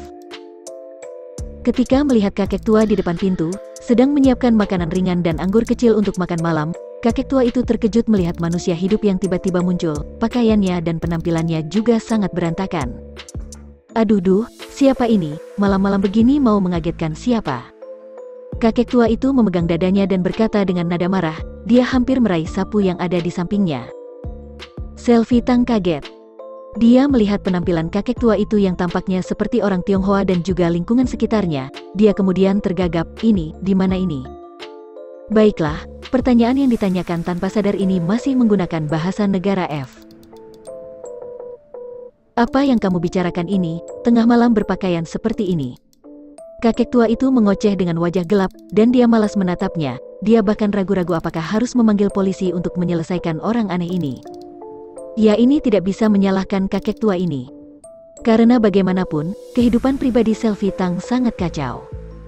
Di rumah saja sangat sering telanjang, jangan lihat piyama satu garis yang dia kenakan, garis lehernya terlalu terbuka, dan dadanya hampir terlihat setengahnya. Belum lagi bawahannya, itu adalah rok yang sangat pendek, untungnya hari sudah gelap dan tidak ada orang di sekitar, kalau tidak tahu dan tidak pasti apa yang akan terjadi padanya. Mendengarkan ocehan kakek tua itu, Selvi Tang emosi setengah mati, dan sirkuit otaknya akhirnya kembali normal. Dia menarik nafas dalam-dalam dengan perasaan tidak enak di hatinya, akhirnya berbicara dengan bahasa Mandarin. Maaf, ini di mana? Orang tua itu melambaikan tangannya dengan kesal, kamu datang ke sini tapi tidak tahu ini di mana ini? Kamu tidak bisa melihat papan di pintu, ini tempat pengumpulan sampah. Apa? Seluruh tubuh Selvi Tang bergetar, benarkan pikirannya, kenapa dia dari tadi merasa ada bau yang tidak sedap di sini, dan sekarang baru akhirnya jelas dan tahu dia ada di mana. Dia rasanya mau pergi dari sini sejauh mungkin, tapi masih ada pertanyaan yang ingin dia tanyakan, jadi dia hanya bisa dengan tubuh kakunya terus berdiri di sana. Nah, maaf, ini. Apakah di negara F? Dia melihat papan di atas pintu, semuanya menggunakan bahasa Mandarin, dan hatinya berdetak begitu kencang. Kakek tua itu mengerutkan kening, melihatnya seperti orang gila, negara F apanya, gila ya, sana-sana pergi, kalau dilihat orang nanti dikira apa lagi. Orang tua itu seperti telah yakin kalau Selvi Tang mungkin sakit jiwa, dan perasaannya menjadi tidak enak, nafsu makannya hilang. Selvi Tang mengertakkan gigi, dalam hatinya saat ini hampir yakin kalau ini bukan negara F, tapi di China, hanya masalahnya. Dia baru saja pingsan, dan ketika dia bangun, dia sudah bisa berganti tempat, dia sungguh tidak bisa menerimanya. Sampai sekarang, pikirannya masih bingung, dan dia tidak tahu apa maksud orang itu membuatnya pingsan dan membawanya kembali ke China untuk apa. Tiba-tiba, Selvi Tang terpikirkan sesuatu, dan wajah Andrew Mo muncul di otaknya. Dia beberapa hari yang lalu baru bertengkar dengan Andrew Mo. Dia juga mengancam lelaki itu, dirinya seperti ini, mungkinkah karena perbuatan bajingan Andrew Mo itu? Selvi Tang semakin memikirkannya semakin merasa mungkin, wajahnya memucat, dan dia tidak sabar untuk mencari Andrew Mo dan mencakar wajahnya hingga berdarah, tetapi sekarang, dia bahkan tidak tahu di mana dia berada. Yang lebih mengesalkan lagi adalah, di tubuhnya saat ini tidak hanya tidak ada uang, dia bahkan tidak memiliki pakaian yang bisa dikenakan di jalan, walaupun dia berpikiran terbuka. Tapi kalau dia memakai pakaian ini di siang hari bolong, dia pasti akan dianggap orang gila. Setelah memikirkannya, Selvi Tang hanya bisa mengambil satu langkah maju ke depan. Kakek, maaf, seperti yang kamu lihat, aku dalam masalah, aku bahkan tidak punya pakaian di tubuhku, juga tidak punya uang. Itu apakah kamu bisa? Selvi Tang sangat tidak enak, tidak bisa mengatakan kata meminjam uang ini. Karena dia tidak pernah berpikir kalau dirinya suatu hari nanti bisa jatuh seperti ini, dan meminjam uang dari petugas kebersihan tempat sampah. Orang tua itu memicingkan mata ke arahnya, dan melihat kalau dia berbicara dengan jelas, sedikit curiga, tetapi kalau meminjam uang itu tidak mungkin, karena orang tua itu sendiri juga sebulan pun tidak ada berapa banyak uang. Dia masuk ke kamar dan mengambil satu set pakaian kerja yang diberikan padanya ketika dia masih muda, usianya saat ini sudah tidak ada kesempatan lagi untuk memakai pakaian itu. Orang tua itu melemparkan pakaian kerja kaki dengan semua jenis jejak yang tidak bisa dicuci bersih ke pelukannya, dan langsung mengusirnya pergi. Cuma ada seset pakaian ini, tidak ada yang lain lagi, apalagi mau pinjam uang tidak ada, cepat pergi dari sini. Selvi Tang melihat pakaian kerja di tangannya dan ekspresi jijik kakek tua itu, otaknya meledak dan dia hampir emosi. Memikirkannya kotanya di negara F, ada banyak orang yang bercampur aduk, dan ada banyak orang yang bersedia menghabiskan uang untuknya. Dia tidak menyangka setelah kembali ke China, dia akan dibenci seperti ini, sungguh menyebalkan. Tetapi kenyataannya, walaupun dia sangat marah tapi dia hanya bisa menahan amarahnya, meremas pakaian kerja di tangannya, dan melangkah keluar dari tempat hantu ini. Selvi Tang berdiri di luar gedung pabrik, diikuti oleh lampu jalan, mengerutkan kening, melihat pakaian di tangannya dengan jijik, ingin membuangnya. Tapi sekarang, dia melihat piyama tidur di tubuhnya, memutar matanya karena marah, menarik nafas dalam-dalam, akhirnya mengurangi tekanan amarahnya, meremas pakaiannya, menundukkan kepalanya dengan hati-hati menciumnya. Bau pakaian yang telah berada di bagian bawah kotak pakaian selama bertahun-tahun bagi sebagian orang tidak begitu tidak menyenangkan, tetapi bagi wanita yang menyukai parfum dan memakai parfum sepanjang hari seperti Selvi Tang, bau pakaian yang dikenakannya ini lebih tidak nyaman, dan dia rasanya mau dibunuh saja. Pada saat ini, dia sangat membenci Andrew Mo, dalam hatinya memutuskan setelah menemukannya pasti akan memberikannya pelajaran yang berharga. Selvi Tang menahan perasaan ingin membunuhnya, dan dia mengenakan pakaian ini di tubuhnya dengan mental yang menyiksa. Dia bersandar ke dinding dengan wajah cemberut dan muntah, lalu dengan sekujur tubuhnya yang gemetaran pergi meninggalkan tempat itu. Dia berjalan begitu lama, setelah tidak mudah baru akhirnya menemukan jalan besar, menemukan toko kecil, dan setelah memohon lama baru dibiarkan untuk menelepon gratis. Wajah Selvi Tang saat ini memucat, untungnya dia saat ini dia masih ingat nomor telepon Andrew Mo. Mungkin karena nomor asing, Andrew Mo tidak mengangkat teleponnya dan di saat kemarahan Selvi Tang mau meledak, telepon kesekian kali baru akhirnya tersambung. Malam-malam begini, siapa, telepon terus, cari mati ya. Andrew Mo di seberang sana terdengar berteriak karena marah. Dan yang menjadi keajaiban adalah, kemarahan Selvi Tang entah mengapa tiba-tiba menghilang setengah, dia menarik nafas dalam-dalam, dengan memicingkan mata dan menggertakkan gigi. Andrew Mo. Andrew Mo mengerutkan kening, suara yang familiar ini. Selvi. Benar, ini aku tidak tahu kamu sekarang di mana sedang apa, jalan utama timur, kamu sekarang cari orang jemput aku, sekarang juga, cepat. Bab 360. Semuanya hancur. Andrew Mo yang mendengar rangkaian alamat itu, seketika langsung tersadar dan berkata dengan tidak yakin, kamu pulang ke China? Selfie Tang dengan tidak sabar menjawab, jangan banyak omong kosong, cepat jemput aku. Andrew Mo hampir tertawa, dan tidak bisa menahan cibiran, Selfie, siapa yang sedang kamu perintah ini? Kenapa? Kamu menyesal ya? Biar ku beritahu ya, walau kamu masih ingin menjadi wanitaku, tapi itu semua tergantung pada apakah aku masih mau atau tidak. Jelas saja wanita itu masih belum mengetahui keadaan saat ini, dan Andrew Mo masih belum move on dari waktu terakhir kali wanita ini mengancamnya, dan sekarang dia masih menggunakan nada penuh perintah ini, siapa yang mau meladeninya? Selfie Tang hampir berteriak berang ketika mendengar bunyi bip di ujung sana, wajahnya yang cantik tiba-tiba berubah tidak enak, dia menggenggam telepon umum dengan erat, rasanya ingin menghancurkannya. Dia menarik nafas dalam-dalam dan terus menelepon Andrew Mo, tetapi Andrew Mo tidak mengangkatnya, hingga akhirnya langsung diblokir oleh Andrew Mo. Hei, cewek apa-apaan kamu ini? Aku karena melihatmu menyedihkan baru membiarkanmu menelepon sekali, tapi lihat sudah berapa kali kau menelepon. Kamu juga tidak punya membayar telepon ini kan? Sudah cepat pergi dari sini. Pemilik toko itu memandangnya dengan tidak puas, merampas telepon, dia kemudian melambaikan tangannya mengusirnya seperti sedang mengusir pengemis. Selfie Tang. Saat itu sudah malam, dan kalau tidak ada yang mau membantunya, maka itu akan menjadi masalah baginya untuk tidur nanti. Dia dengan emosi yang tak terbendung akhirnya tidak punya pilihan selain pergi ke kantor polisi. Selfie Tang terus menaruh curiga kalau Andrew Mo yang meminta seseorang untuk membawanya kembali ke China, tetapi dia tidak tahu kalau semua tindakannya telah diperhatikan oleh orang, dan orang itu akhirnya melapor semuanya kepada Nicholas Lu. Hari berikutnya, sebuah video pendek muncul di situs resmi perusahaan Lu.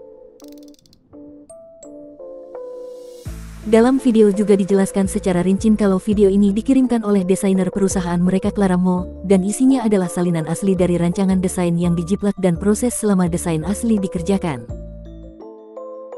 Kalau Clara Mo melihatnya, dia pasti akan terkejut mengetahui kalau latar belakang video ini adalah saat dia menyelamatkan Adam Lu dan dirawat di rumah sakit. Ya, karya desainnya dirancang di rumah sakit, dan dibuat saat Nicholas Lu berada di depannya. Nicholas Lu bahkan telah secara pribadi memberikannya saran. Video ini telah diedit, hanya menyisakan bagian yang penting saja, termasuk instruksi dan saran dari Nicholas Lu. Nicholas Lu meminta video CCTV rumah sakit hari itu, hingga bisa memiliki bukti videonya. Berdasarkan bulan dan tanggal yang ditampilkan di video itu sudah dapat menjelaskan masalahnya.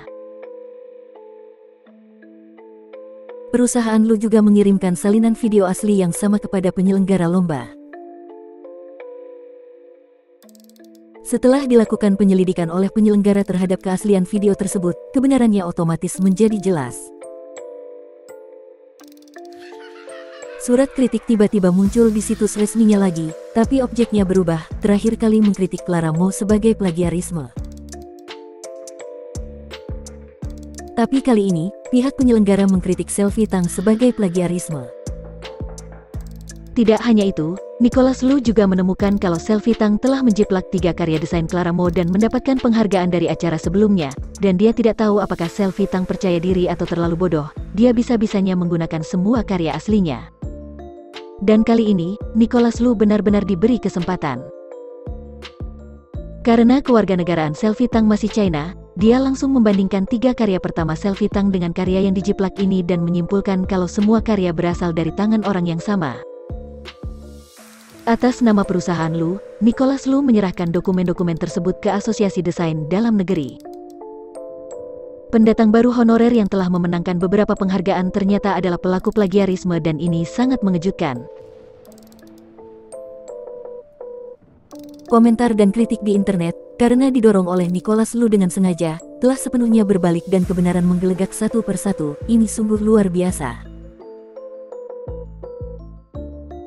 Nicholas Lu kali ini mengambil kesempatan untuk memberi pelajaran pada Selvi Tang, juga memperkenalkan nama Clara Mo ke mata orang-orang di asosiasi desain. Bos, semuanya telah berkembang seperti yang kamu harapkan. Apakah kita perlu menutup jaringnya sekarang? Tanya Jordi Aan. Nicholas Lu berdiri di depan jendela ruangan atasnya, memandang orang-orang dan kendaraan di bawah. Di mana Selvi sekarang? Menurut laporan di bawah, dia sekarang sudah pergi ke tempat Andrew. Dia mengangguk, boleh diakhiri. Baik, bos. Dalam beberapa hari terakhir, Selvi Tang tinggal di asrama wanita kantor polisi. Efisiensi kantor polisi sangat cepat, KTP-nya berhasil diterbitkan ulang dalam waktu 2 atau 3 hari. Setelah dia pergi dengan kartu identitasnya, dia langsung pergi ke bank untuk mengajukan kartu bank baru. Hal pertama yang dia lakukan ketika dia sudah punya uang adalah pergi ke mall untuk membeli beberapa pakaian cantik, kemudian ke salon kecantikan untuk merawat tubuh dan rambutnya. Baru saat itulah dia merasa hidup kembali. Dan di saat itu juga, dia kebetulan melihat layar media mall dan melihat berita hangat akhir-akhir ini, yaitu masalah plagiarisme antara dia dan Clara Mo. Teks merah cerah dan tebal di atasnya, serta fotonya sendiri, membuat Selvi Tang seperti tersambar petir.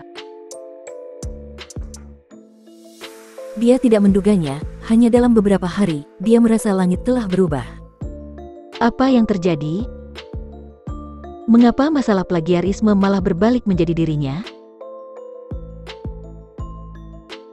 Selvi Tang bergegas ke toko komputer di lantai 2 mall, dan secara acak memasuki tempat yang ada komputer, dan memilih komputer yang tersambung untuk mulai mencari berita. Semakin dia melihat ke bawah, wajahnya terlihat semakin tidak enak. Dia juga tidak bisa menahan rasa gemetar di tubuhnya. Dia tidak menyangka kalau perusahaan Lu benar-benar ikut campur. Tidak hanya itu, terutama ketika melihat keramaian di internet, karyanya yang memenangkan penghargaan sebelumnya semuanya sudah diputuskan sebagai plagiarisme, dan dia menghirup udara, hatinya seperti telah tenggelam ke dasar.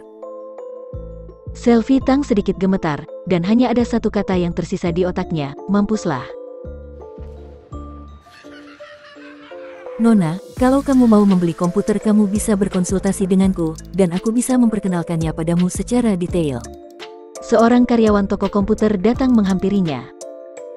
Dia tiba-tiba kembali ke akal sehatnya, wajahnya membiru dan segera berbalik dan pergi dari sana.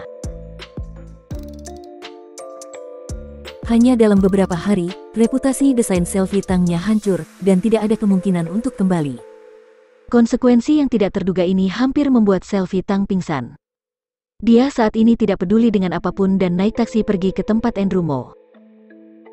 Andrew Mo tentu saja memperhatikan kehebohan masalah plagiarisme saat ini. Dia tidak menyangka Nicholas Lu akan menyelesaikan masalah tersebut dengan tegas. Dalam beberapa hari terakhir, dia telah menelpon Clara Mo, mencoba memulihkan hubungan antara keduanya, tetapi itu tidak berhasil, dan Selvi Tang wanita ini telah lama dilupakan olehnya. Tidak disangka, wanita ini bisa-bisanya datang mencarinya langsung. Kamu kenapa datang ke sini? Andrew Mo dengan wajah muram, dengan tidak puas melihatnya. Wajah Selvi Tang pun sama muramnya, buka pintu. Dengan masalah sebelumnya, dia tanpa menunggu Andrew Mo berkata melanjutkan, tentu saja, kamu bisa memilih untuk tidak membukanya, dan aku juga tidak takut untuk pergi ke perusahaanmu dan membuat keributan di sana. Percaya tidak pergerakannya tidak akan kecil, karena aku sekarang sudah menjadi orang terkenal. Kata orang terkenal itu saat disebutkannya terdengar begitu menusuk.